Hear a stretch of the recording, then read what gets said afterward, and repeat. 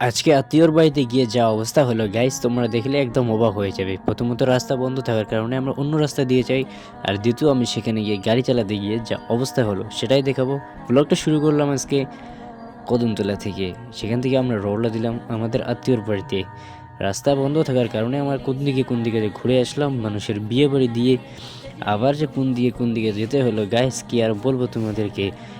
এদিকে গিয়ে দোলার মধ্য দিয়ে সেখানে আবার একটা টোটো চলে আসলো, যার কারণে এমনি সরু রাস্তা, তার মধ্যে আবার একটা টোটো, তার কারণে আমাকে বাইকটা নিচে নামাতে হলো। সেখান থেকে তুলে তারপরে আমরা বের হয়ে আসলাম সেখান থেকে।